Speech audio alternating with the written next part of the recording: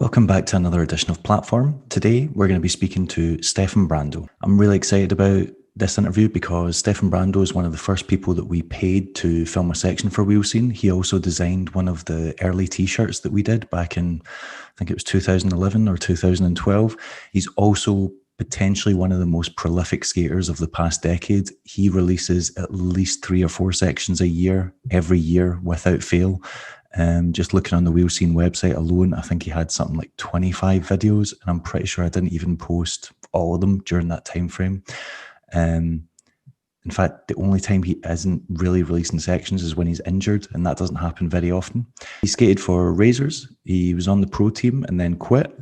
Then he skated for Roces, and I can't remember whether he got in the pro team or not, but he also quit them. And then he was riding around for Salmons in a while, and he's now back on rollerblade, but I'm not sure if he's actually skating for the company or not, so we can ask him about that. He's also skating for Caspa, the clothing company. He's skating for Chroma wheels and 50/50. So we're going to ask him about that. He also dropped 2 parts in the last fortnight, which is pretty incredible. And both of them were just full of stunts, roofs, kink rails, incredible lines. So going to figure out how the hell he managed to do that and hold down a full-time job. So without further ado, cue the music.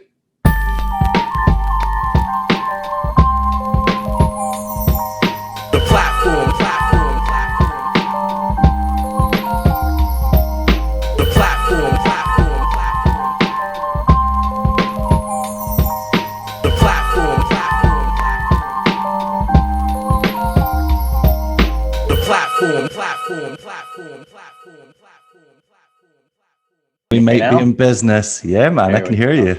How you doing, brother? I'm good. How you doing? Doing good. Just getting home from work, rushing around, getting things done.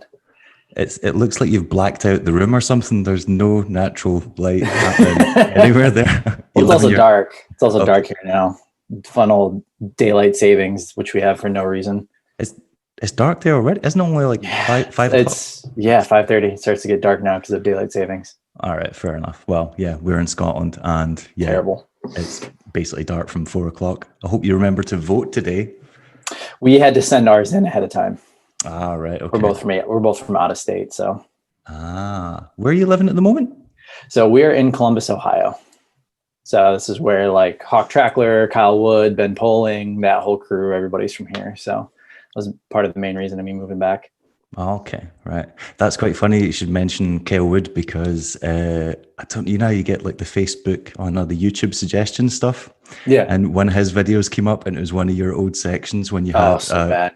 You had an epic the deep V.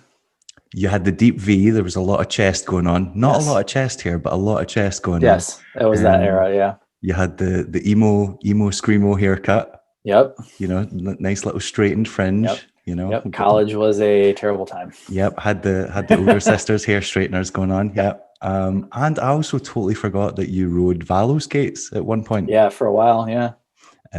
So yeah, that was quite funny. And a very awkward time. But there was still riff drops. Just telling somebody how in high school, I've kind of come like full circle. I'm very into all the things that I got into in high school now. Okay. Like all my favorite bands now are still my favorite bands from high school. Like super obviously inspired by like Face the Music and like Forever Now and like all those videos that came out when I first saw them. So it's like funny how I was just telling somebody how like I figured out who I was in high school and then I got to college and then there was so many more things that I like found out about and that I was like trying to like find myself and get into. Right, so I like look back on that time and it just feels really weird and awkward and I don't like it at all, specifically that section. That's quite funny. I was going to ask you about that because I remembered when I started Wheel Scene in like 2011 and obviously Roar News was still really big at that time and you were just pumping out sections pretty regularly, like 3 or 4 times a year. And you came up with all these other people that came up on that website, like people who gained notoriety by having online edits like Austin Paz, Jeff Dallas, Trevor Tylowski, I was thinking of someone else like John Bellino. But none of them got the vitriol that you got when you released an edit. Like I remember reading through those comments and some of them were really fucking personal. Yep. But those other guys seemed to escape it. but it wasn't like you weren't skating at their level, but you would get some like nasty comments. The same person that I was just talking to about, you know, like high school and like going through college and like kind of like refining myself. I was just telling him as well that I feel like a lot of the times, whatever is popular in rollerblading, I always seem to end up doing the opposite. Okay. And I'm fine with that. And I feel like that's part of it. And I feel like because I was doing my own thing and I was unapologetic about it, like, this is what I'm into.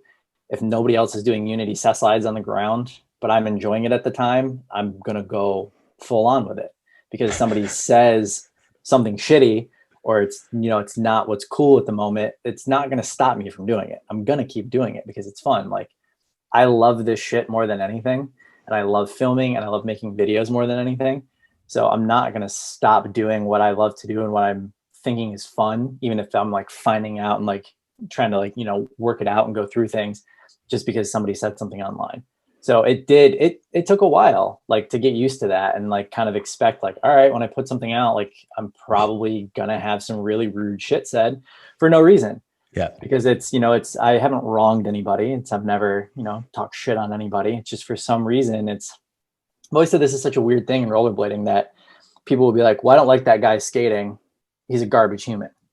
It's like, no, that's not how it works. It's like, if you don't like the person skating, you just don't enjoy that skating. That doesn't mean you have to talk shit on them. And that doesn't mean you have to not like them as a person. It's maybe you can skate with them and it can open up what you do a little bit more. So that's something that I've always found very strange about rollerblading in the community. And I feel like that in turn has made me feel like every single time I do something, I have to prove myself. Even if something is okay and it's good and everybody likes it, I still feel like it's never good enough. Even if it's like something that I love or, you know, that I'm happy with in the moment, towards the end of a project or making something, I always feel like, well, this isn't good enough. And I think it's that feeling of like, I always have to prove myself to those people, and those people are never going to be happy. So. Yeah. And it's an interesting stance to take where, yeah, like if you watch something, you don't like it, you decide, I'm going to abuse this person, rather than just think, you know what, that wasn't very interesting, probably never watch that again. And I was going to say, you can shut it off and not say a word about it. That's fine. Yeah. It's just not your thing. There's a lot of rollerblading videos that I do that with, and that's fine. That doesn't mean I don't like the person. That doesn't mean that they're not talented, not creative, any of those things. It's just not my thing, and that's fine. And there should be different styles. None of us started doing this because it's a team sport and it's locked into doing things a certain way. Like, we all started doing this because we could get to do our own thing. Like, it's an individual sport. You know, there's no teams, there's no rules, there's no jersey. Like, we get to do whatever we want. So everybody should be allowed to do that.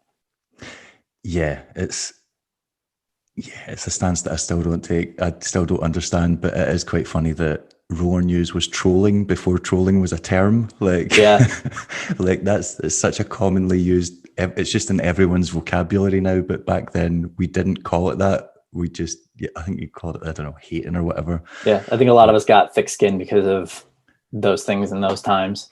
Some skaters liked it. Some skaters, when Roller News disappeared, they were like, man, I kind of genuinely upset about it. and it was people that were getting basically the arse torn out of them in the comments section. They were like, no, it was a good time. And I'm like, I guess it depends if you've got the ability to just laugh it off or not let it bother you that much. But yeah, I think we are in a very good spot now where creativity and being different is almost expected as opposed to being accepted. You know, like when a new basement video comes out, like, you're expecting them to do things you haven't seen before that are weird and different, you know, and those two guys specifically, you know, 10 years ago, they were probably going to be skating like the rest of rollerblading was. So I'm very happy to see that, you know, that things have kind of changed and creativity is a lot more accepted than when I started, because I remember I had this conversation with Jeremy Bates all the other day. Like, when Forever Now came out, it was, oh my God, there's finally guys that look and skate like me. You know, I thought I was alone. Like, I hadn't, you know, seen anybody else. Like, in my area, I was the only one. And to see guys using the music that I liked and dressing the same way, and it was like, holy shit, there's other people out there like that. And those videos, as much as people revere them now, people were not They were not down into with that. that Those were type of very stuff. niche. Yeah, very, Yeah. very niche at that. Well, it was a Yep. niche sport at the time, but back then that was when everyone was wearing sweatpants You were and an headbands. outcast in an outcast sport. Yeah. And And that's kind of how I've always felt. It's like in a group of outcasts, you're the outcast. And that's a very weird spot to be in. it's interesting that you should mention that, because that was during the period where, yeah, I was in university and I was I was still bleeding regularly, but I was just partying a lot as well. And obviously you've got higher education that's keeping you busy. And I wasn't attracted to the aesthetic of bleeding anymore. Like, it was all these guys basically trying to be like little like white kids trying to be like thugged out gangster guys with a massive triple XL, and just everything looked like a rap video. And I just hated it because it just wasn't, that wasn't what I get into it for. Like, it wasn't the aesthetic that I grew up with or my friends were into. We all, like, you know, liked alternative music and going to see bands and stuff like that. And then that all took over, and it just had a very kind of jock mentality kind of aesthetic to it. It was like, if you're not trying to kill yourself, like you're not going to appear in any of these videos. It doesn't count. Yeah. Like, that's literally what it was. It was like, whatever you're doing doesn't count. And that's what we kind of talk about a lot now, is that a lot of the blading that is popular and accepted and the norm now literally would not have counted back then. So I'm very happy to see where everything's at now. It's pretty cool. It's definitely, it's also interesting to think the amount of skaters that got overlooked then, that now is their time. Like, yeah, you've got skaters like Charles Dunkel or like Micah Yeager, and like guys that never really progressed past essentially. Like, they never got, like Micah Yeager got a pro wheel, but it never really went once again, it was for a niche company, you know what I mean? But whereas now, like, if he was around now and he was releasing those exact same sections, people would have, and beyond. Because even back then, like, even people that didn't like that skating were still like, whoa, that guy can do stuff that other people cannot fucking do. Yep. And yeah, it's interesting to see that those people now have obviously had some kind of influence, whether it was, you know, intentional or not. You've got people like Dominic Bruce and stuff like that very much like reflect the type of skating that they did. So, and I think a big thing with those guys that I talk with a lot of people about too is it's not just the skating. It's the skating matching the song you're using in your videos that go in and match, you know, the clothing you're wearing and the vibe as a whole. Like, it's not just being good at skating, putting a song to it and wearing whatever, you know, those guys, like, like I said, part of the reason why I immediately was attracted to that was like, holy shit. Like, at the time when nobody else was wearing tighter clothes, there's a bunch of guys that rollerblade and they're wearing tighter clothes. And it's like, well, I'm going to watch what they're doing and wait for their sections to come out. And then their sections come out and they're using music that I actually listen to. So it's just like a mind like blown thing for me in high school when like Forever Now and Face the Music came out. Cause it was like, this is my shit. Like, this is what I'm into. Plus, it was interesting that, yeah, they basically just developed this aesthetic and it was unmistakably theirs, because I remember just having that video on in the background one day, and one of my like non-skating friends was like, none of those guys look like rollerbladers. They all just look like they all look like they're in an indie band. They all look like they're in the same indie band. Yeah, together. And I was like, it's interesting that someone who's never skated thinks that those guys don't look like skaters. And I was like, oh, and then you're like, well, you just think of like skate guys as like baggy jeans and like da-da. And I was like, that's so interesting that from an outside perspective, that's what you take away from that. My dog's pulling an Aunt Medina. Oh, you noticed that? It was so funny. Yeah, because he literally got the puppy, I think it was like 2 or 3 weeks before. And then just the whole time that was going on, I was like, I know those feels. Come here.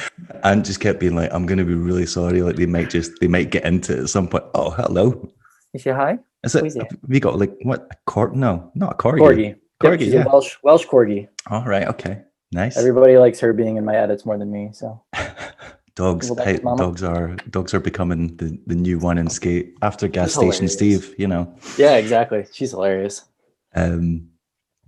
Speaking of sections, you've had 2 sections out in a fortnight, yet you were telling me last week you're working 3 jobs. How does someone with 3 jobs release 2 sections in a fortnight? so lucky because, and I was just talking to somebody about this, so much for me with a lot of freelance work, it's either feast or famine. I either have absolutely nothing and I'm struggling and I'm trying to find jobs, Okay. or I'm so busy and I have no time for anything. So I got really lucky that the week that my 50/50 part came out, that week I started working a contracted job. So I work for a place here called Zen Genius, and we do visual merchandising. So it's a little bit of everything. It's like retail and design, and we're contracted to work with L Brands, which is Victoria's Secret, Abercrombie, Hollister, Express, Bath and Body Works. So a lot of big name brands are headquartered here in Columbus. So Okay. one of my best friends worked there. He was a graphic designer. He was like, we do events, we do a lot of other things that I think that, you have experience in. So I've been working there since we moved back to Columbus. And the week that my 50/50 part came out, I got contracted to start working a job at Express Home Office. So while everybody's been working from home and doing all these things, I'm now going into the office 9 to 5. And I was also doing my part-time shipment job, which I have to wake up at like 5 in the morning for. So there'd be times that I'd be waking up at like 4 or 5 in the morning to go do my shipment job, go from that to Express, work there until 5 or 6, and then come home. And I just randomly all of a sudden got a ton of freelance graphic design work too. So it's like I'm doing those things all day. And then it's like I'm coming home and I'm trying to have like an hour or two to like wrap up freelance work on top of making whatever I need to make for, these Chroma and 50/50 releases too. So it's been a hectic October, but really, really, really good October. How do you have any energy left after doing all those jobs to then go out and throw yourself down kink rails and off? Well, I got very lucky that like during the filming of those things, that the only thing I really had going on was my shipment job in the morning and then random freelance. So I had the time to be able to skate and film. And like, as these things finished up, I was done. I think I worked at Express like 2 or 3 days one week. And then that weekend I got my final clips. I got my final clip on a Saturday and I had to have the video into him on Monday. That's the kind of tension that I don't need in my life. That would, yes. I wouldn't be able to get to sleep the night before the session. Like, and then we also didn't get the frames in until about 2 months ago. So everything that I was filming before that was going to have to go to the wheel part because I didn't have the frames. Okay. So then, is anyone going to notice if it's a gray frame instead of a black frame under your skate? Really?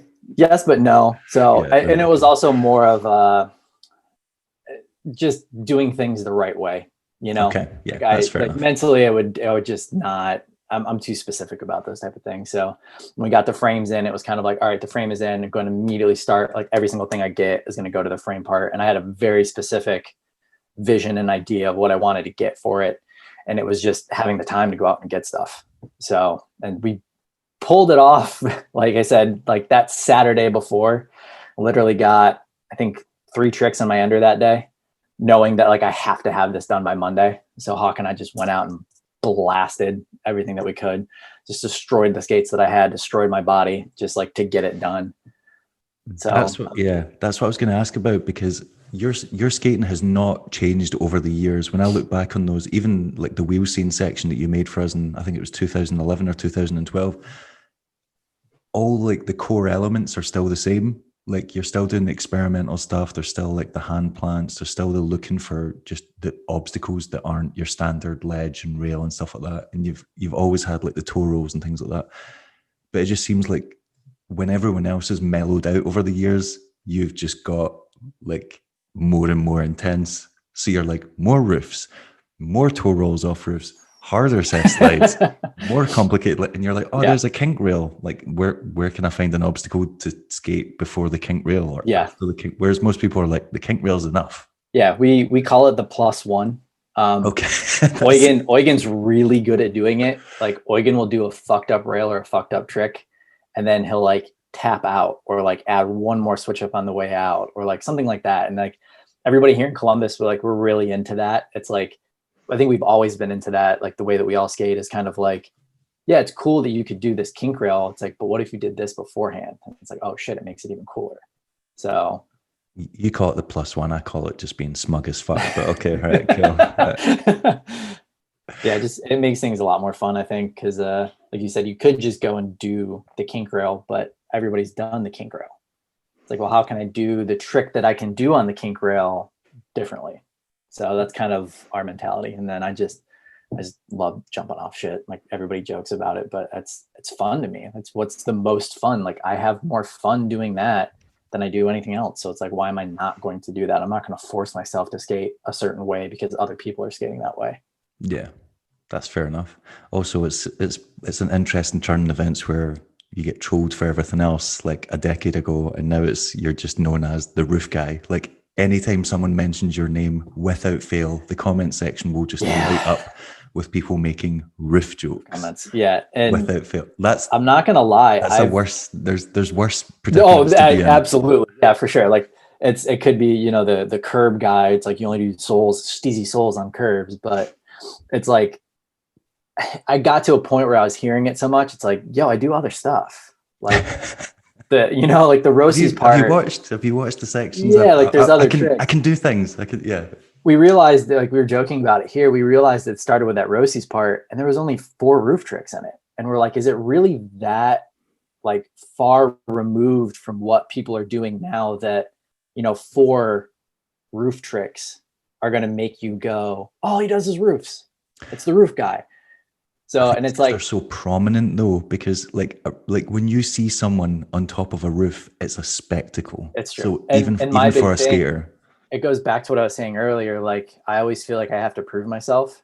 And it's a big problem with me filming sections is I never feel like anything is good enough. I always feel like I can one up what I've done. Or it's like, if I've 180, just plain 180 off a roof, it's like, well, then why am I going to do that again on a different roof? I'm going to find something that's different to, like I said, add the +1, like find a grind and then do it, or like go from one to the other than 180. And I think that kind of evolves what I do as opposed to it staying stagnant and just like jump, jump, jump. So, and that kind of like goes back to like even the toe tricks. It's like, well, I've done toe tap out of a grind. How do I find a spot where I can toe tap in and out? Add that +1. That's you've just I totally forgot I was going to ask you about that as well, because I want to know if you've got a name for that, for the double toe tap to grind, because Grant Hazelton and I were talking. I call it the thriller, or the Michael Jackson. But you've got you've got to have a name for your own trick. A grind, like I just call it a nollie, because it's no different. Okay. Like even when like a BMX rider, because I've gotten super into watching BMX videos the past couple of years. When they go on their front wheel, like if they're like, hitting a down rail, if they go to their front wheel and just jump off their front wheel, like they do a nose manual or like they tap it, they call it nollie. No different than a skateboarder, like, nollie is nose ollie. Yeah. So I just call it nollie forever. And then Grant Hazelton and I were talking about like the double toe thing. I was just called it toe tap. So that's just, I don't know if there's easier ways to describe it to people, but that's just what we call them. Double tap. Double tap. Double tap. I think you're missing something with the Michael Jackson references. I'm telling you. I know. I think I'm onto something, and you've the thriller. How old are you now? 32. 32. Oh, you're still relatively young. Yeah. See, and that's like I feel like hearing you and Ant talk about like Mason and like Mason being 27. I feel like the general age of like what is young and like who is pro at a certain age isn't so much a factor anymore, because we never had new kids starting. It's the same group of people that have always skated. It's not like we have a new generation of young guys coming in. We've got some, but they're in the minority. Yeah. Yeah, and exactly. You notice them when they appear, because you've got people like Don Bruce and Martin Danning and stuff like that, and you're like, whoa, because they look like babies. Yep. Yeah, and I see it in skateboarding where you'll see a whole group of kids the same age that are all becoming the same level and all coming up together. And I don't think we've ever had that. It's been the same pros in rollerblading for, 10, 15 years. And we never had AMs that got brought up. We never had new blood that got brought up. And I think now where we're at with who's still skating, who's still around, what's going on, who's being productive, it's like, finally we have a new kind of group.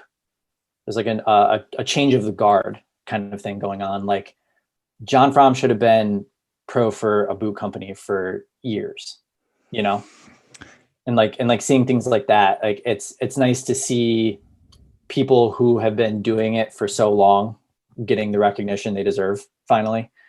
And it's like, you know, like you said, like the Dominic Bruces, like seeing somebody like Dominic, like Dom has been so good for so long. Granted, he's young, but seeing people like him and Andrew Broom and this like new wave of these guys who are just as good as anybody else, it's really nice to see, instead of it being the same people over and over and over. Yeah, yeah, definitely. You almost made me lose my train of thought there, because I was going to ask, right, so 32, but you've been jumping off big obstacles for a while, and then you were working out for a while and bulked up. Yes. Which that can't help with jumping off stuff, because you're just for making your me, body heavier. it did immensely. Really? Because and like that's a big thing in fitness and bodybuilding, is you don't skip leg day. So if you're not skipping leg day, which is your bottom half of your body, like one day is a whole half of your body. You know what I mean? But you're still making your body heavier. It's hitting but the ground that harder. you should also be making your legs stronger. Okay. So, and that's like a big thing, is like people will be like, you don't do leg day once a week. You should be doing it multiple times a week, especially if your top is getting so much heavier, because it's like there's shoulder day, chest day, arm day, and then one day for the whole rest half of your body, you know? So, and that's kind of always been a big thing, is, you know, you don't skip that. And so when I was at that bodybuilding company and I was working out a lot and I got massive for no reason whatsoever. We noticed. Yeah, it was for I was talking about that today too. Like for no reason whatsoever. Just that was the culture. That was what I was involved with. That was my gains job. For the gains. Yeah, that was entered your vocabulary. My job. Yeah.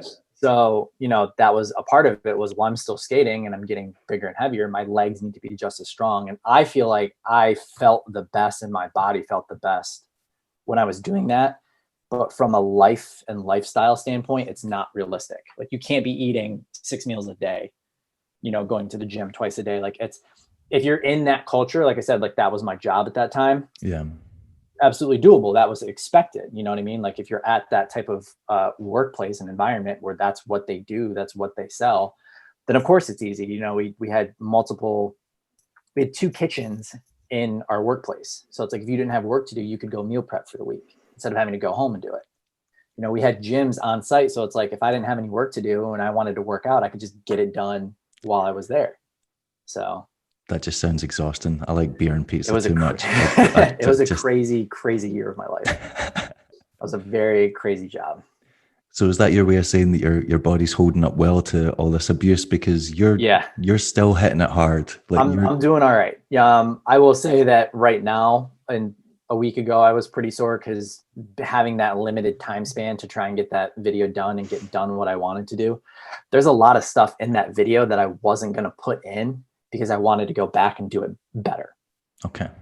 And some of it was just unrealistic. Like I had already taken 2.5 hours to do a trick. Why am I going to go back and do it again? So, and some of those looked as if they didn't take a long time, they should have. What was the one? Is it I can't remember whether it's in the Pro Wheel edit or the Pro Frame edit, where you do the triple wall rail transfer. Surprisingly, that was one of the ones that was easier. Wall rails are the worst, and you were hopping to the other one and then back. The only other person I ever see do that is Don Bambrick, and they're so fun. I love it. He loses his fucking mind when he's trying it as well. Yeah. So that spot about a year ago, maybe a year and a half ago, I tried that and we got kicked out, which is rare because that's our campus. That's Ohio State, and us having Ohio State here, it's one of the biggest colleges in the US. So many of Columbus's spots over the years are all focused in Ohio State.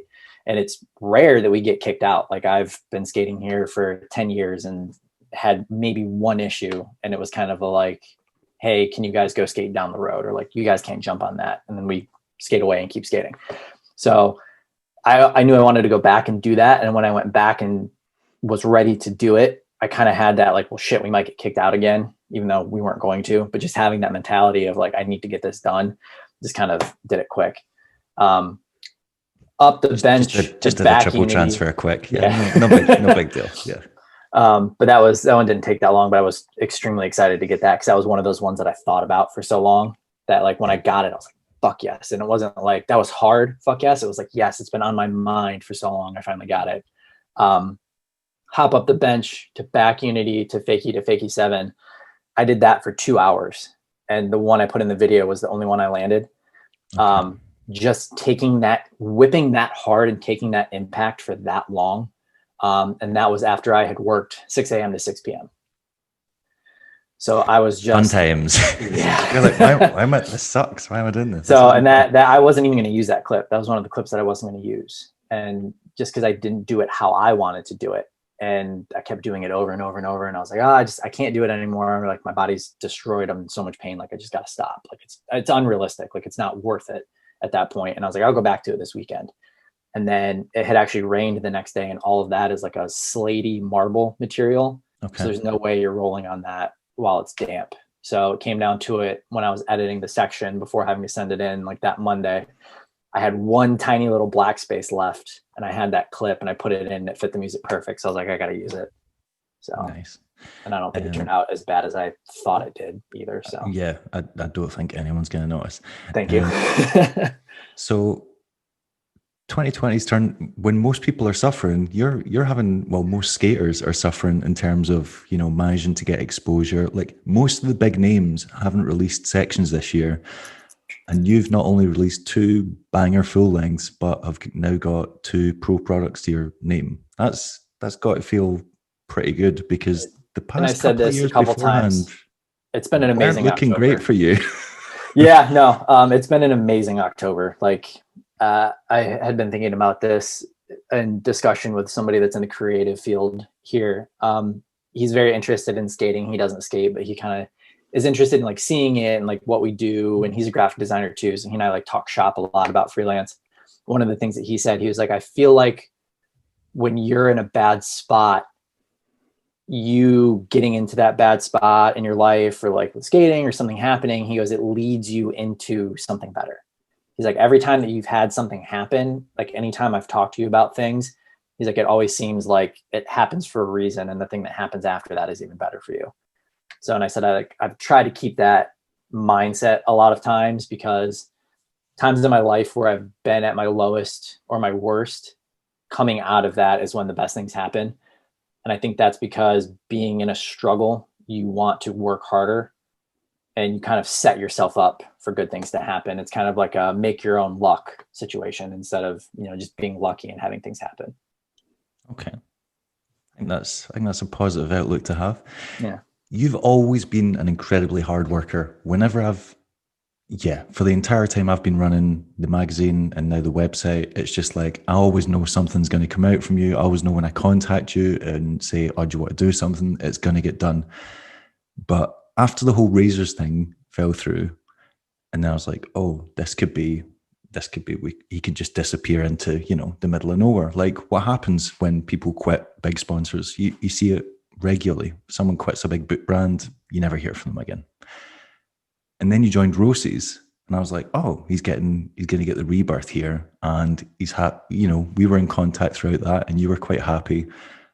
And then you quit them as well. And I was like, holy shit, this is it. That's the final nail in the coffin. He's done. It's like, he is out here. And then you appear, and you must have dropped since Roces ended for you. You must have brought out, what, 4 sections? I think 3, maybe. 3? That's still a lot. Yeah.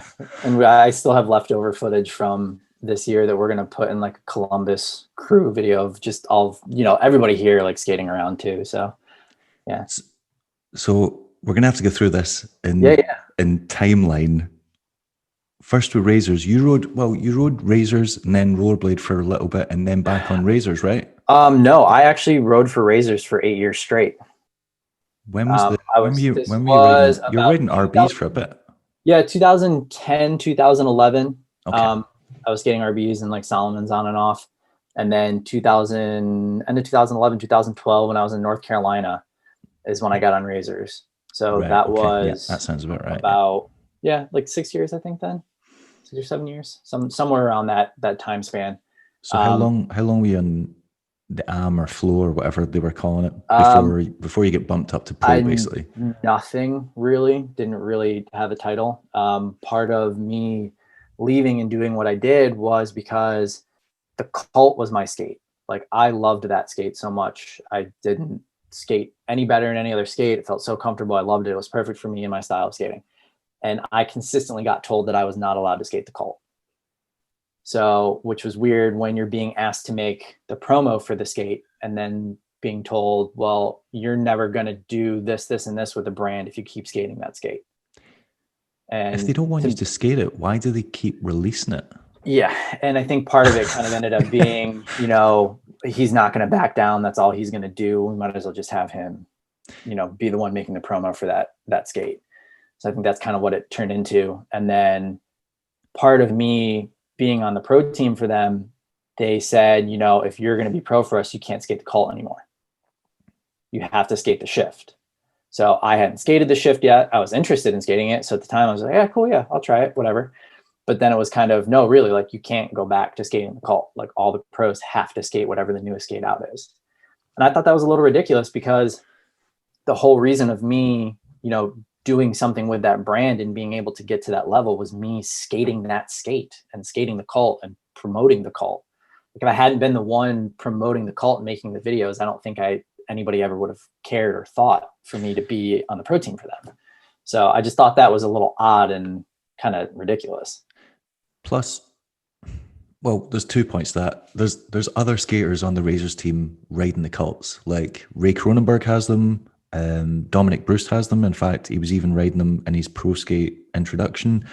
And 2, surely if most of the other skaters are skating the SLs or the shifts, it makes sense. They're getting the promotion out of it. Yeah, and it makes sense to have the person that loves to skate promoting. Yeah, because like when you've got USD, and for a while you had Eugen Ennen promoting the Carbons, you had Nick Lomax promoting the Aeons, and then you had Montre promoting the Sways.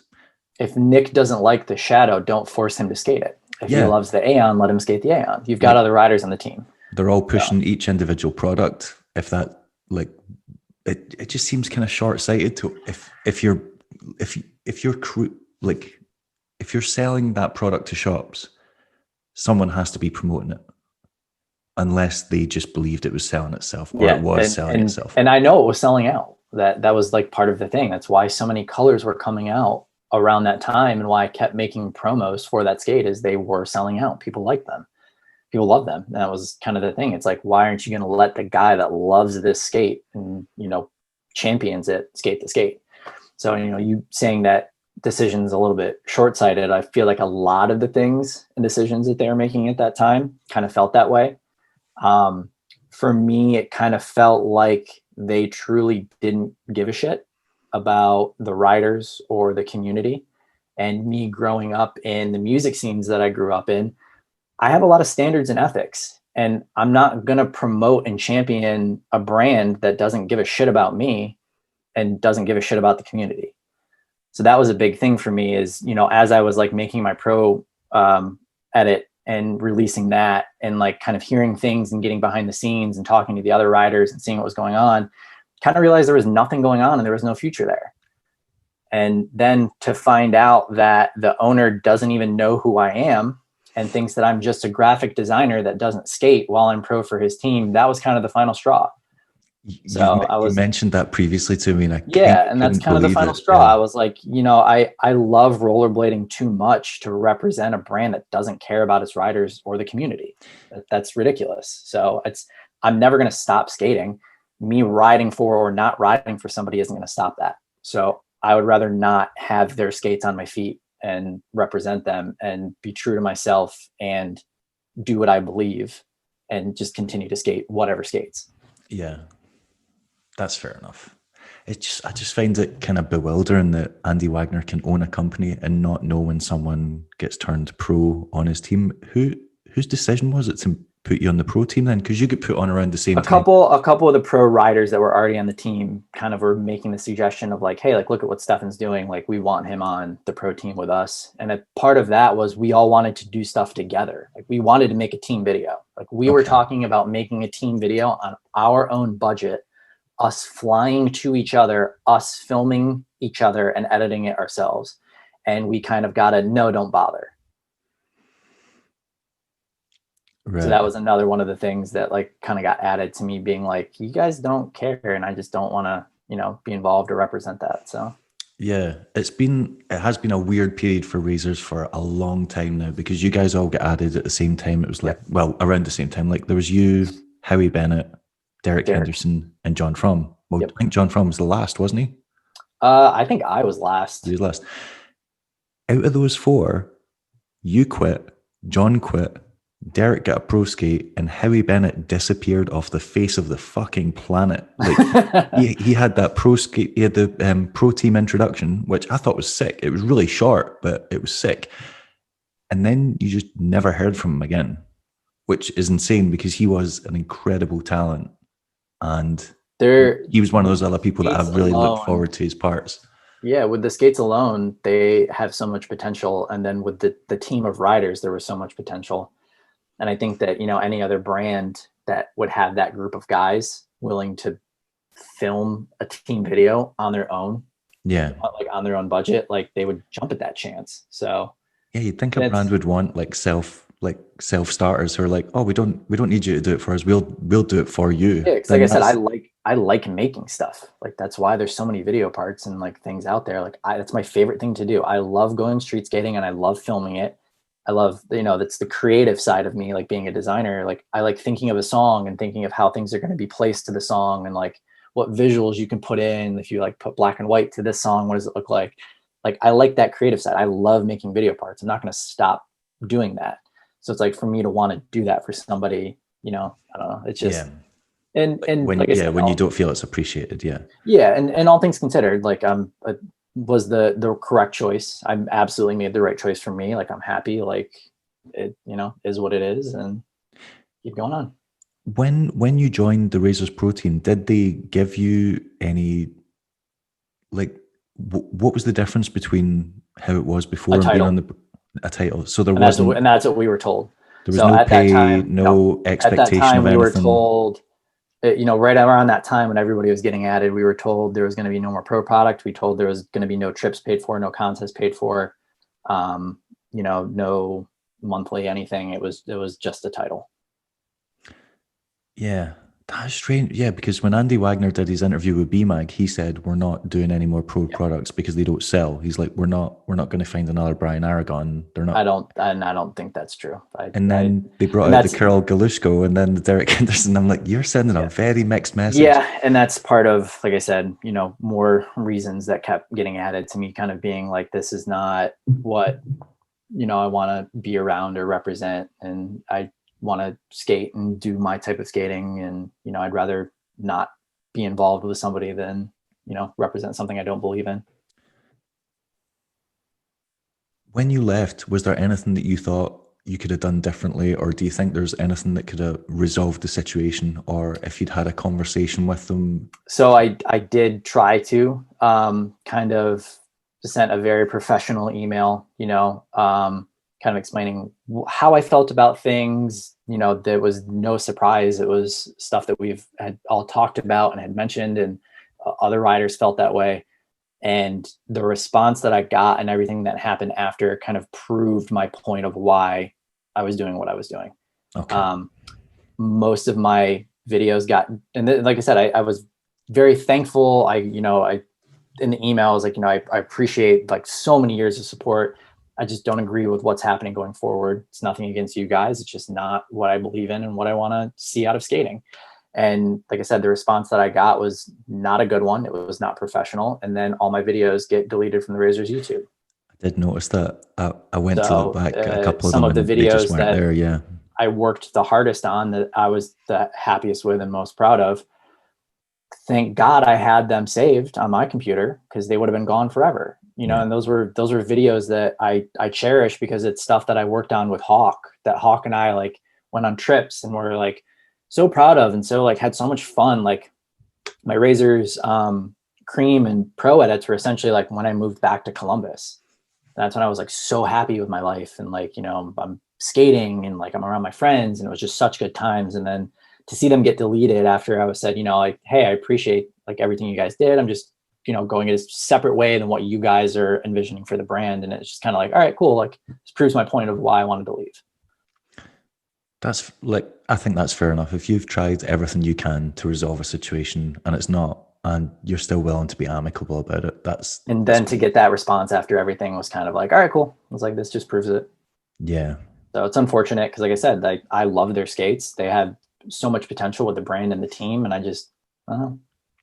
Plus, yeah. And if the past 5 years has proven anything, it's that old skates that work sell Yeah. well and have the Oh potential. yeah. Like Roces, like even You with don't need them. to wheel. You don't need to reinvent the wheel when it comes to skates, you know? Yeah. Yeah, just as long as it's solid and it does the job, it doesn't have to be Yeah. fancy and complicated. Yeah. How long were you on the Razors Pro team for?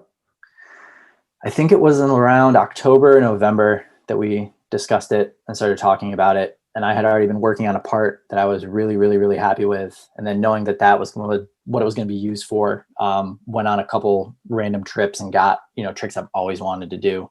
Went down to North Carolina and got a couple of things that I've been thinking about for years and years. And then that got put out. I think Derek's got put out on Christmas and then mine got put out in January. Yeah, it was. I remember it being the start of the year. And then it was that April that I left. Right. So who was on the pro team for the shortest time? You or Don Bambrick? Oh, me for sure. Really? Don was on. Don had a skate. Don was on there for a while. It felt like he got on, felt like he got on pro, got the skate, and then got sacked. I mean, I suppose at least you left of your own choice. Yeah, I guess he was pushed. Yep, absolutely. So how long was it before you get picked, or how did it work with Roces? Did you contact them, or did they get in touch with you? And what was the gap between podcast with Ricardo Lino, and he kind of hit me up after he's the podcast. Your dad. Yeah. He hit me up and was kind of like, hey, like I saw that you quit Roces and that you're skating something else. Like, do you want to do a podcast about it? I was like, yeah, sure. So we were talking and he was like, what are you skating now? And I was like, I've got a pair of like V13s. Like, I heard Roces is back, so I'll probably end up skating those. And he's like, where are you going to skate for them? I was like, no, I haven't thought about it. Like, that's not a thought. Like, I'm not, it's kind of is what it is. And I think even in the podcast, he's like, are you sure? Like, what do you think? And I was like, no big deal. So we talked after we recorded that and he's like, hey, like I really, you should talk to them. Like you should, like, I'm going to connect you with them and like see what happens. So like, yeah, cool. If something happens, awesome. If not, like I'm happy. Like I could care less. Like just dealing with, I just dealt with, like, I don't want to deal with that again. Yeah. Just a little bit like, burnt so then out he connected, he kind of mentioned something to them and like, one of the team managers, like we had begun to talk and it was kind of like, hey, like, we're, with Nils and Joe, like we don't have any spots on the pro team, but we would like you to somehow do something with us. Maybe in the future, when there's a spot, that opens up, we'll contact you. I was like, I don't care. It's like, I wasn't getting paid at Razors. Like, it's not that I could care less about that. I was like, I'd rather just, skate for something that's happening and cool. And I was like, for me, Face the Music is everything to me. Like that is what I represent myself around in that era and that style. And, so many people are like, oh, like Brain Fear Gone or, like VG, whatever is like their video that like, brought them into skating that like they remember the most, that they like base everything they do around. For me, it's Face the Music. Okay. So Roces holds a very like dear place in my heart because Ollie Short and Charles Dunkel being my favorite skaters, it was like, well, of course I jump at the fucking opportunity to ride for the same brand that like my legends, like in my eyes did. So I was like, I don't care about that. Like if there's an opportunity, great. So it kind of ended up that I think this was May. That they were like, cool, like we're going to send you the white M12s before they come out. Like, like welcome, like you'll be an ambassador if you're okay with that. I was like, I don't care. It's fine with me. Like, after what I just dealt with, I've got no problem with that. It's like, I don't care about the title and everything. I was like, I just want to skate and be able to make cool stuff for somebody that cares. Like I want to skate and make stuff. So I think it was a week or 2 weeks before I was supposed to get my skates. I destroyed my ankle and tore a bunch of the ligaments in it. Right. And I wasn't even able to walk. So thank God my girlfriend is the shit and is fine with me doing what I do because they're always looking after us. Yeah.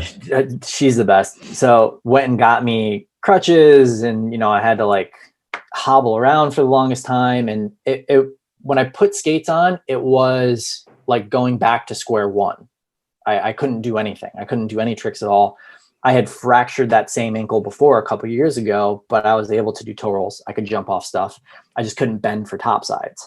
Right. This was completely different. I couldn't do anything.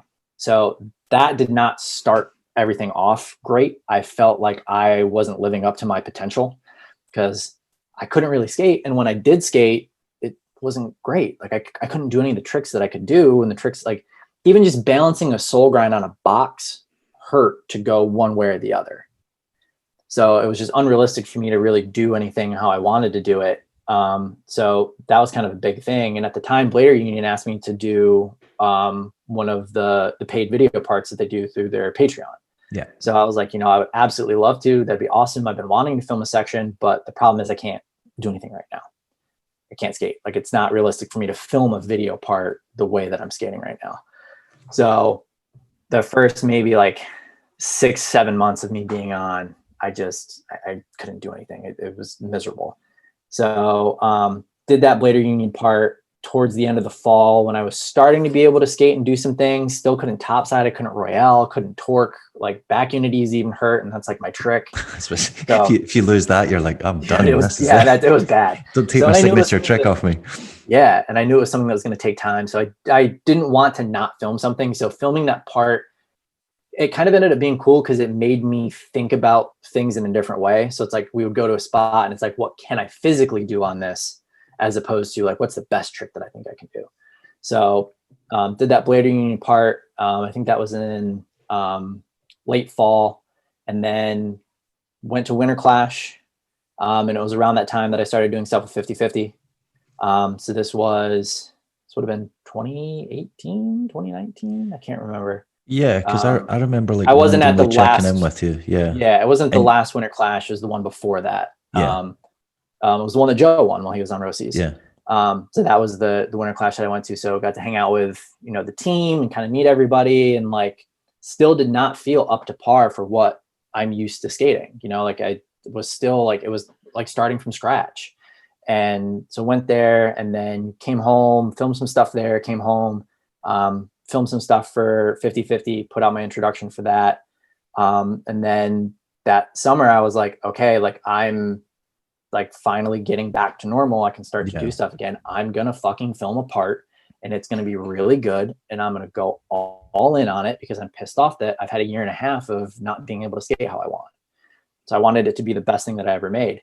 And in doing all of that, in, doing stuff with the team, talking to the team managers every day, doing a lot of design work. We were doing a lot of t-shirts. I was helping them with website stuff. Just being involved in those talks and like everything that was happening, I was like, this part, I'm really proud of it. Like, obviously it's going to be for Roces. Like I want to put it out for Roces. Like I want to kind of prove myself.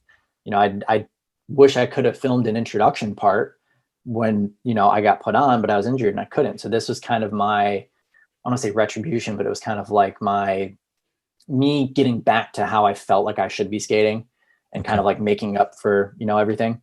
So in talks, it kind of got to, well, if we have the chance and it, it is something that is really on that level, like we can talk about, possibly a pro spot. And at the same time, like Chad Hornish was absolutely fucking destroying things. He was on the come up.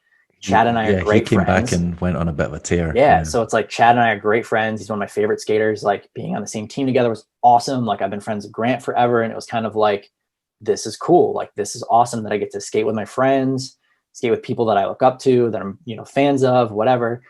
Kind of the perfect situation. So I worked my ass off for 8 months on that video part.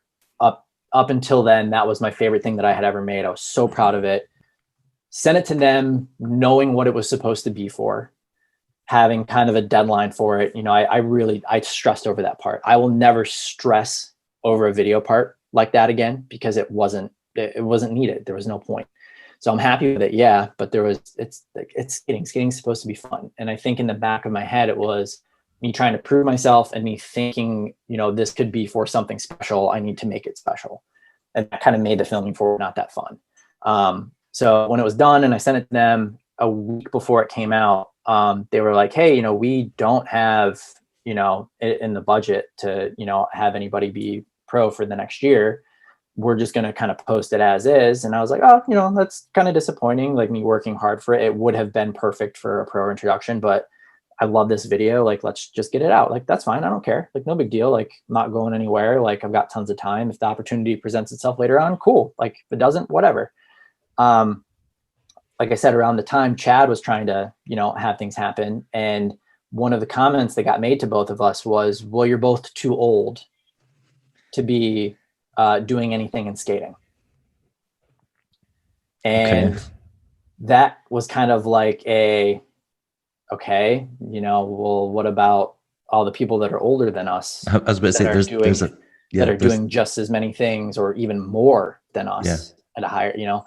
So I think that was kind of like that was the start. And around that time was when I was kind of like, okay, like things had been so good for so long. That's what I was going to say, because up until that point, we checked in regularly, and you were so excited about being on that team. And you were telling me, it was just, I kept trying to get no stress, like there was opportunities, there was cool things going on. It was like, hey, like we have design work that has nothing to do with aggressive.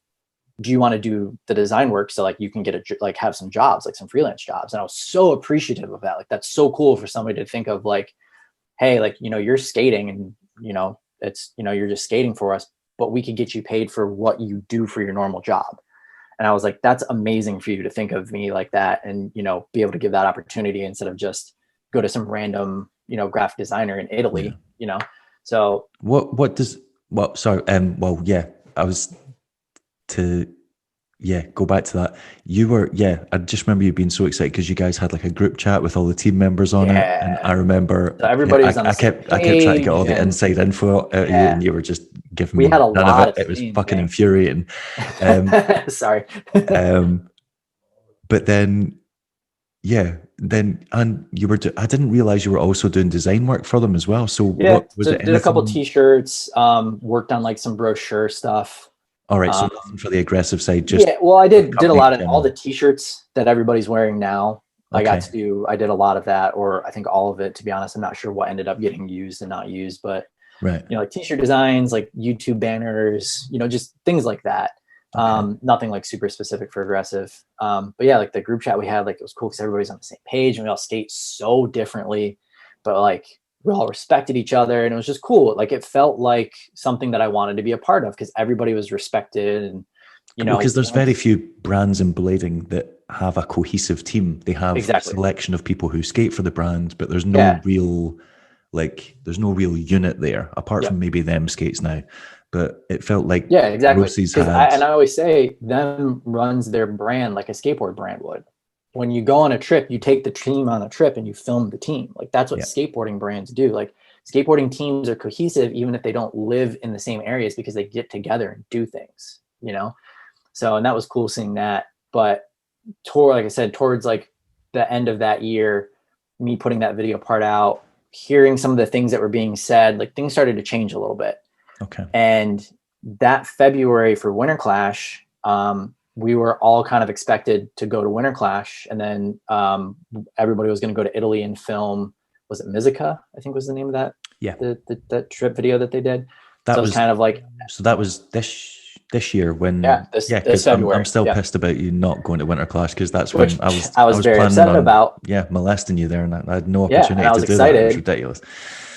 What happened was I lost my job. I didn't have any money, and to me it was like it wasn't fair to me to spend all of that money to go on a skating trip when I have, you know, a life and an apartment and rent and bills. I was being an adult about the decision. You know, it was, I realistically cannot make this happen. Like it sucks. I really wanted to go. I stressed over that decision for like 2-3 weeks, like annoyed the shit out of my girlfriend about it. Like it was not a fun, good time.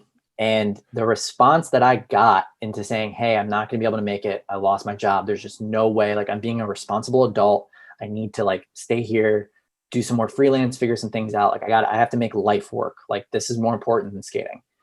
The response that I got was, you should be thinking about the brand and the team over yourself and your family.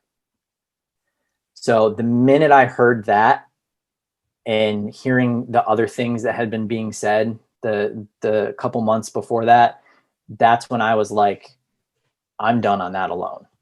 Like that comment alone, I was like, I'm done. Like, it's not, like I said, I love skating. I will always skate. I will always work my ass off and film video parts. It's my favorite thing to do. But you can't say that to somebody when they're in a bad spot. Yeah.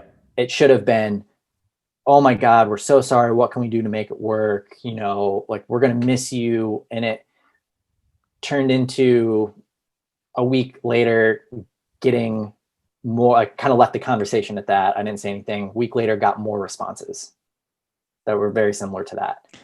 And it was kind of like adding fuel to the fire of like, cool, once again, like proving your point of why I'm going to do what I'm going to do.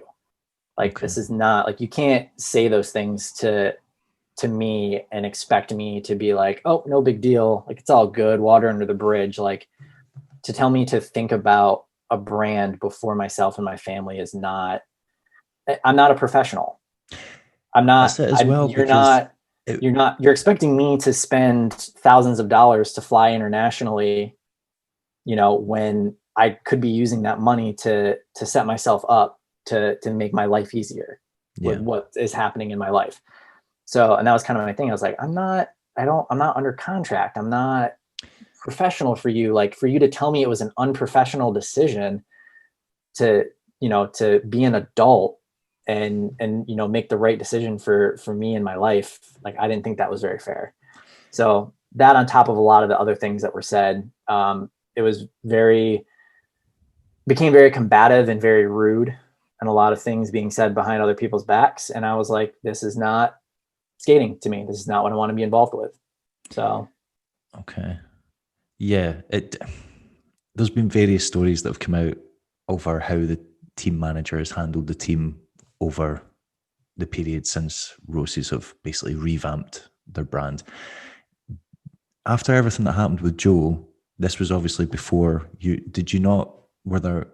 Was that a warning sign for you then, or did you just take that as a breakdown in communication? I think that was kind of, and I've said this before, I think the thing with Joe got a lot of unneeded bad press, even though it's fucking rollerblading. Who cares? But I mean, there's obviously two sides to every story. Yeah, like, and I feel like both sides got the negative out of that. Like, that relationship, I don't think was ever going to work out.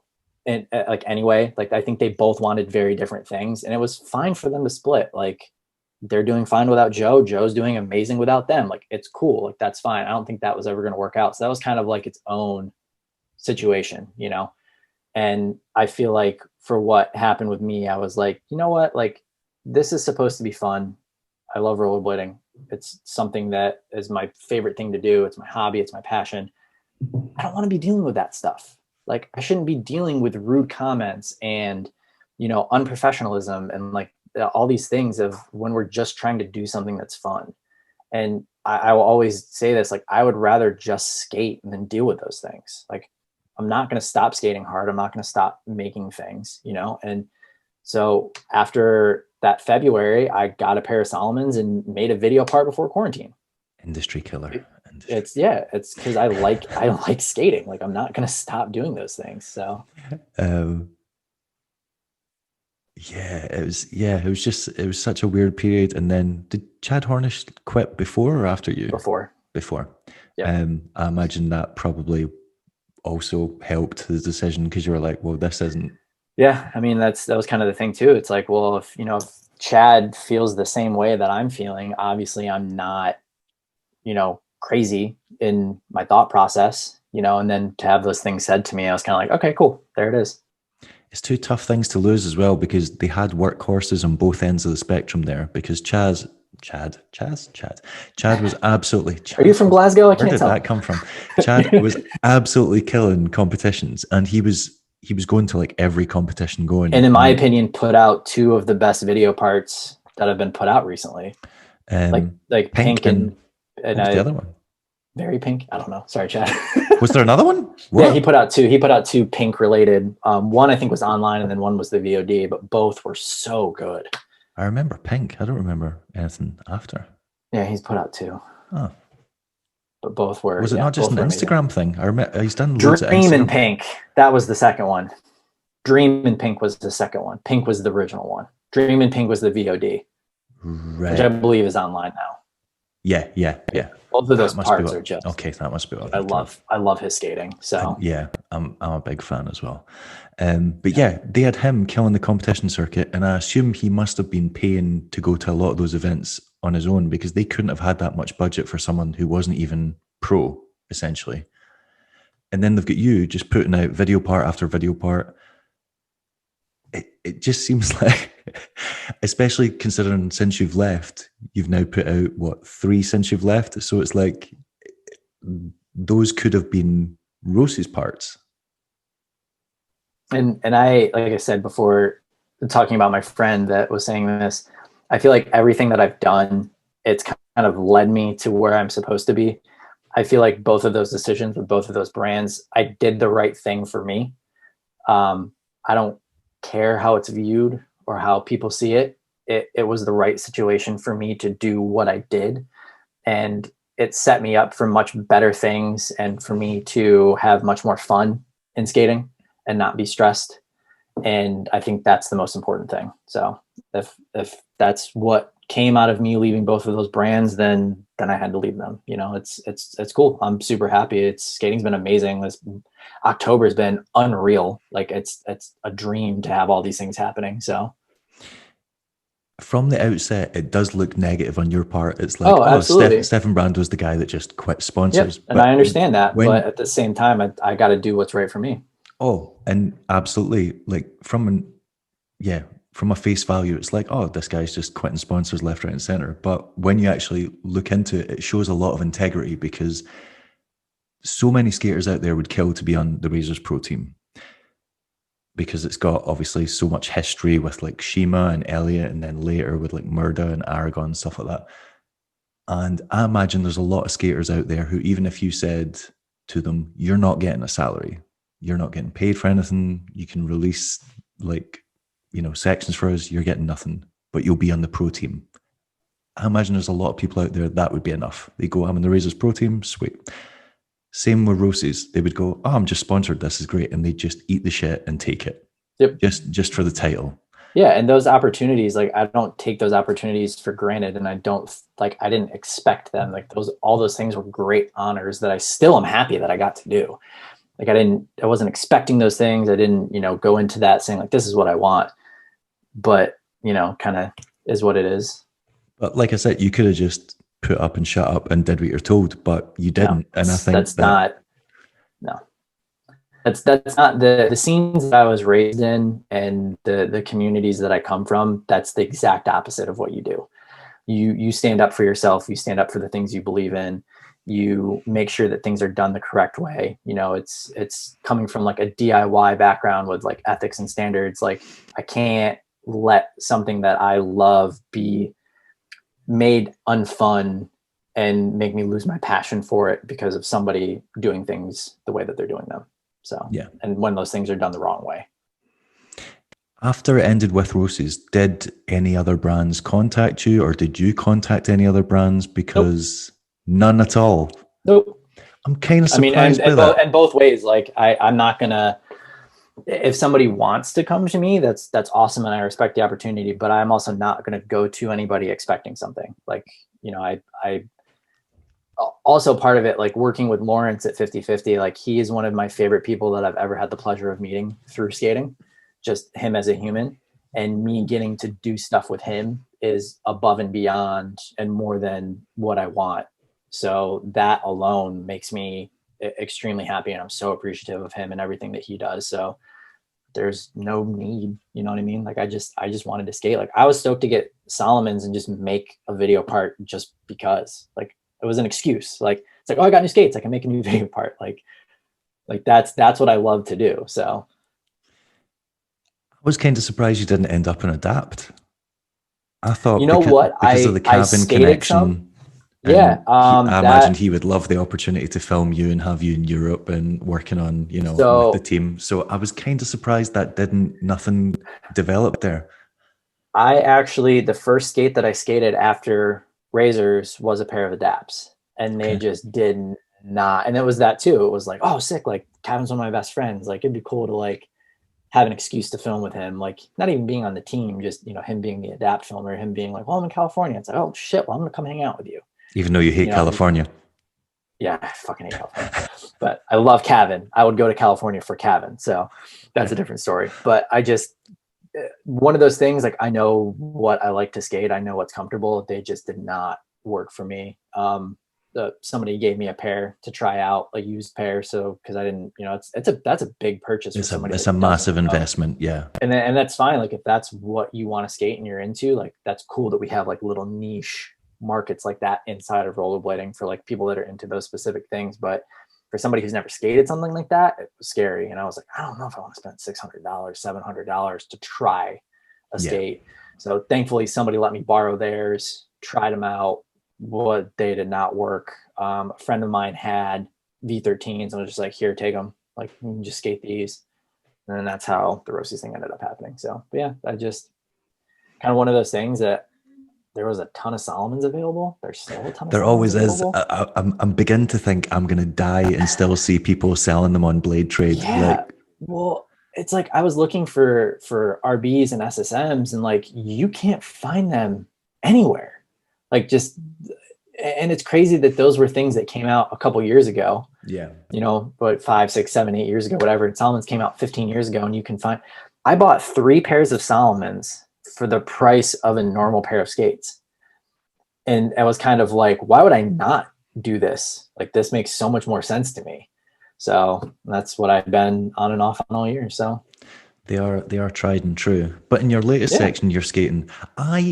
I got myself all excited thinking I'd seen you skating a new boot, and then I watched it again today, and I was like, those are fucking solos. Yep, they're solos. So the Solomons that I had, that was very disappointing. Yeah, sorry. The Solomons that I had skated all summer, I destroyed them, just obliterated through them all. And I knew I was getting my frames, and I was like, I can't skate for a video that I'm going to try and be the best thing that I've ever made on skates that are just like falling apart as I'm skating them. So like I was looking around, and this is like after COVID. This is after like, that summer boom that skating had. Where everyone rediscovered rollerblading. There was not shit available. There was no skates available. Like to the point that I got on eBay and I was looking at shops in Russia that had stuff on eBay that they would ship to the US. But I found somebody in Chicago that had a brand new pair of the solos in my size. And I was like, all right, cool. There we go. So that way I had a new pair of skates for that video. And I destroyed them in those 2 months filming for that part. Like they are unskateable now. So I had to go back to Solomons, which I'm fine with. Solos don't look like they hold up really well. Like they look really thin. They've got loads of holes in them. So good. They skate so good. But they just did not hold up. I broke every single possible part on them. Ripped the straps. I ripped my laces through the lace holes, broke the sole plates. The cuffs kept popping off. I lost all the cuff bolts because the cuffs kept coming off. Like, just they are unskateable now. So, which they did. They worked great. They held up for what they needed to hold up for. Yeah. I remember the sole plates broke on the last trick that I filmed for the video. So like in the process of doing that trick, the sole plates broke. So it was kind of like, I remember Hawk and I looked at each other when it happened, and we were both kind of like, all right, well, that's kind of proves it. Like I got to stop now. That's got to be a positive omen, or there's something. Yeah. There's something in there. Yeah, if you believe in that stuff. I will say with Hawk, like even though this one, like it was kind of a rush to get it done, and like me like stressing about like wanting to get it like this one done as good as I could make it. This one was a really fun one to film with him and the crew here, especially after like COVID and quarantine. And I think we kind of all appreciated being around each other. Like a lot of guys that like here have been able to skate whenever for the longest time. And now finally everybody's gotten to the point of having like serious girlfriends, fiancés. One of our friends just had his first baby. So it's like, we don't see him as much. So the times that we got to go out and skate, like I think at least I did, I know they did too, but like I really appreciated like this crew here being around and like being willing to be like, hey, like we're by a thing, I want to go jump off. Are you guys down to let me go do it quick? And they're always like, yeah, sure, like you go do that, we'll go skate a rail after, so it was a fun one. Does seem like a good crew. So you've got the Pro wheel with Chroma, which is also one of Lawrence's brands. And then you've got the Pro frame with 50/50. Have you got a Pro bearing as well with S9? Have I imagined that? Yep. Yeah. Those are sold out. Derek just redid the bearing and got the stones. The S9 stones are out now. That's it. Yeah. So you've basically almost got the full setup. And I noticed that obviously you've got the Jeremy Beitall connection with Casper, What's going on with Charles Dunkel and this mystery skate that he keeps teasing the world with? Do you have He's any connection to that no. at all?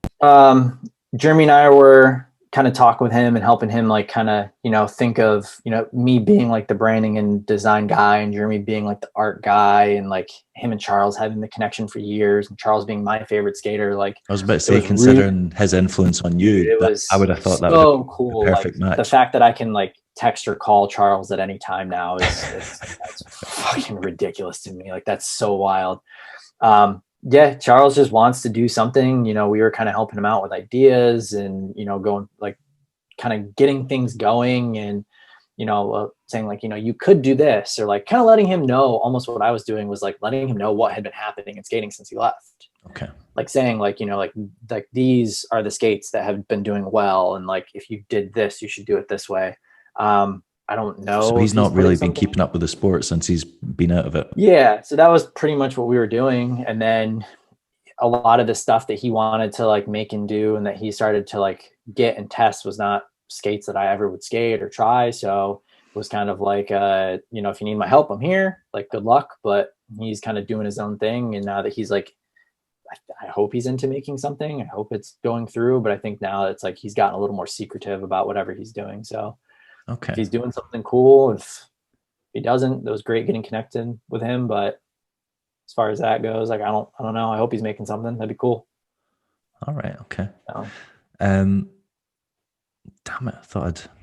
I think a lot of people kind of thought something might happen between you two, but all right. yeah, he tagged all of us in a lot of stuff as kind of like, these are the people that I would like to work with. And I think a lot of people took it as, this is a brand, these are the riders. That's not at all. There's a lot of people that messaged me and I was like, no, that's not what's happening. Like, Charles is just like getting back into skating. Like, he's like interested again. So yeah, as far as I know, like, if he's making a skate, good for him. Cool. It's, Right. you know, Jeremy and I are doing our things with Chroma. Jeremy's doing Caspa again, which is, Caspa is my favorite rollerblading company of all time. So for Jeremy to like be able to design my wheel after like designing for 4x4, and like be able to call him a good friend, and like him doing Caspa again, like that to me is all that I need in skating, is for Jeremy to be doing Caspa. Like, that to me is like, that's what I started with, like Face the Music and Forever Now and like all those things. So to have that back is just, it makes me so happy. It's quite funny. Yeah, I've been in contact with Jeremy a little bit this year, but I messaged Jan Welsh because he obviously started the rat tail years thing. And then I just remembered how iconic some of those designs were. And I was like, well, if you've still got these and you're printing like badges and stuff like that, I was like, I've got a printer here that we use for all our merch. I was like, why don't we reprint some of these?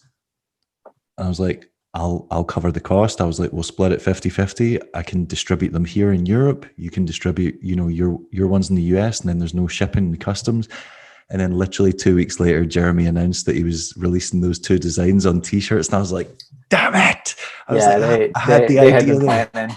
And it's a couple of people have been like, they're starting 4x4 again. And it's kind of like, no, like they're both bringing back things with art that they either like did or involved with, to kind of like, you know, be like, hey, like these things were very important in skating. Like, here they are, you know, like I think Jan is doing a lot of his to fund all the big wheel blading stuff. Yeah. And then, you know, Jeremy's doing the 4x4 stuff to help fund Caspa.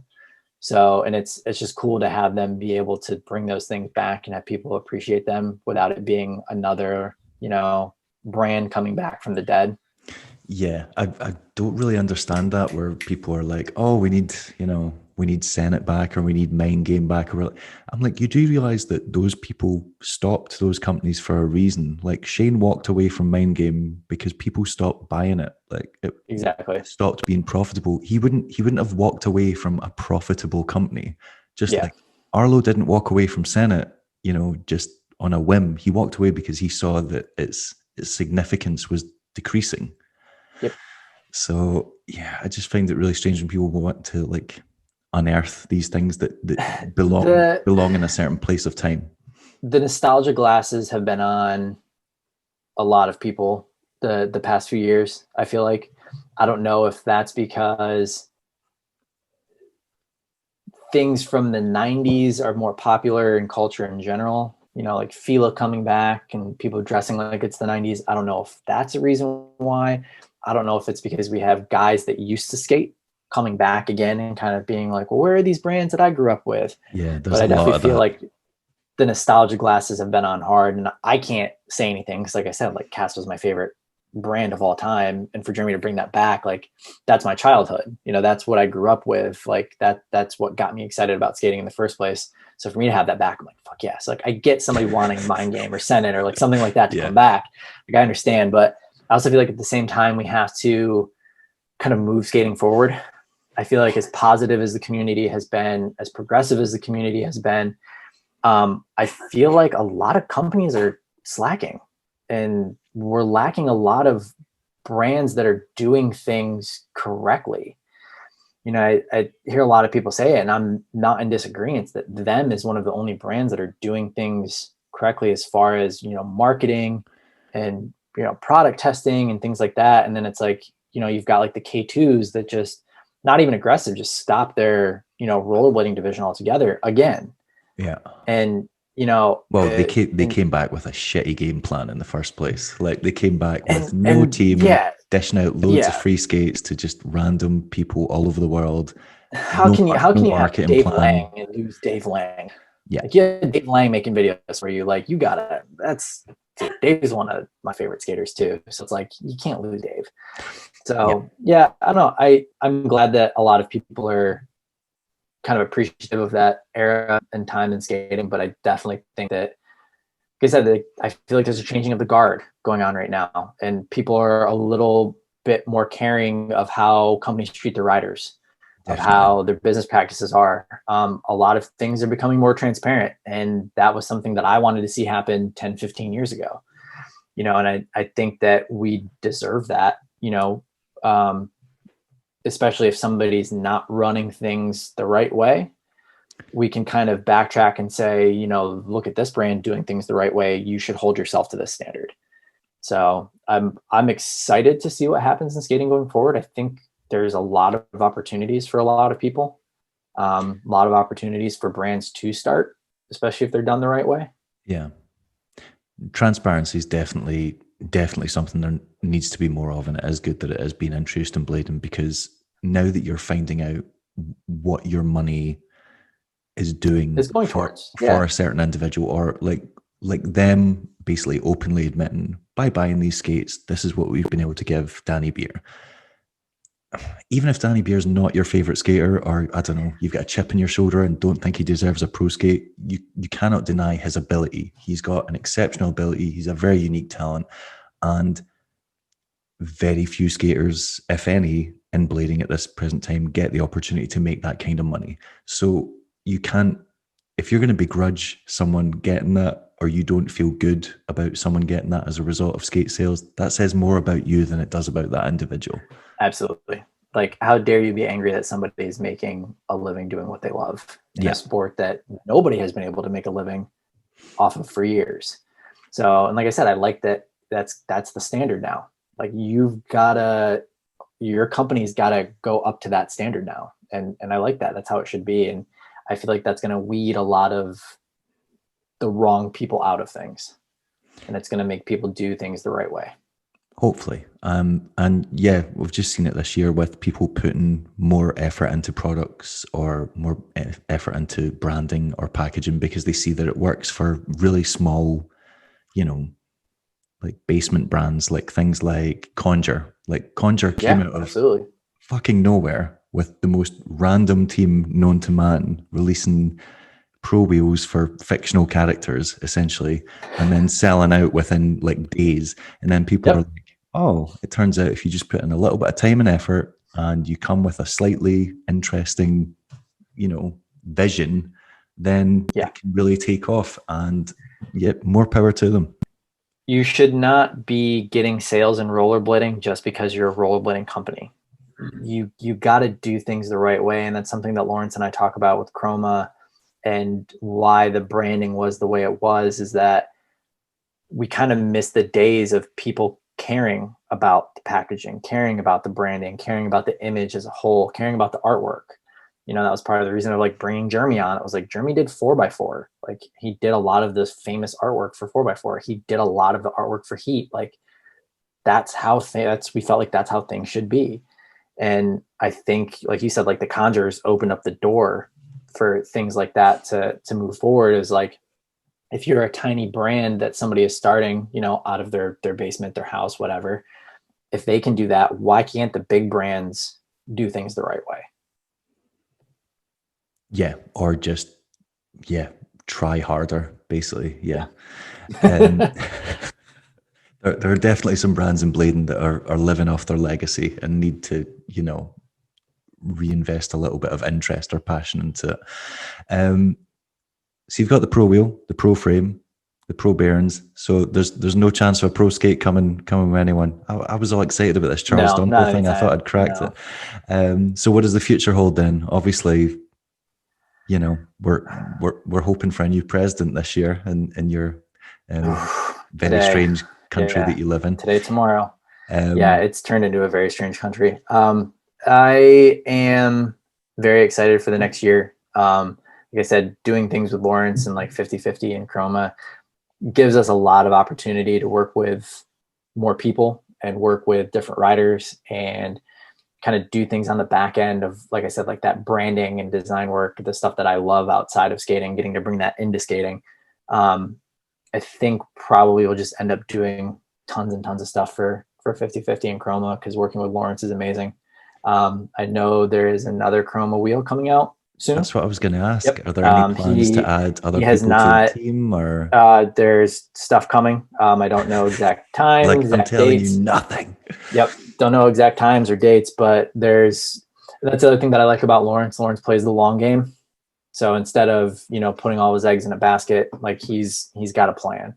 So there's all kinds of cool stuff coming. Like for him to do announcing a new wheel brand, announcing a frame for a you know, like a big wheel frame? recreational, Yeah, the I big wheel saw frame that. for Yeah. Compass, and then to come out with another frame product all back to back to back in 3 weekends. Like the guy's a monster when it comes to like doing that type of stuff. So You can definitely tell he's got a vision, because he's he not, yeah, absolutely does. like you said, he's not just dipping into the aggressive market. Like he got, because he did the wheel for Guy Crawford as well. For Compass. Yeah. So it worked on, that's a perfect wheel size for if you skate, you know, the wish frame, or if you're doing big wheel. But it's cool because skating is not his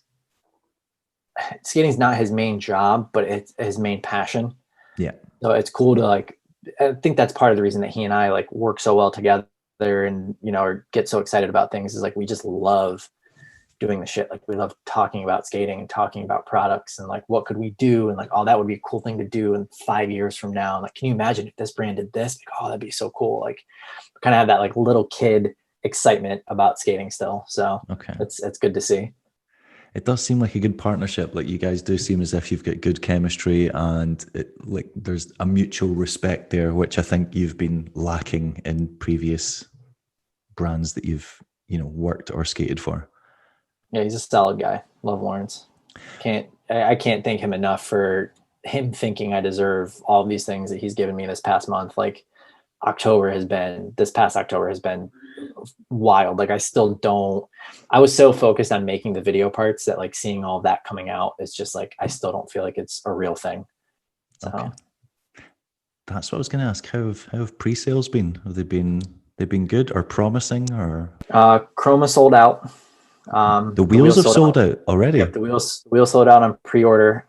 Shops did get them.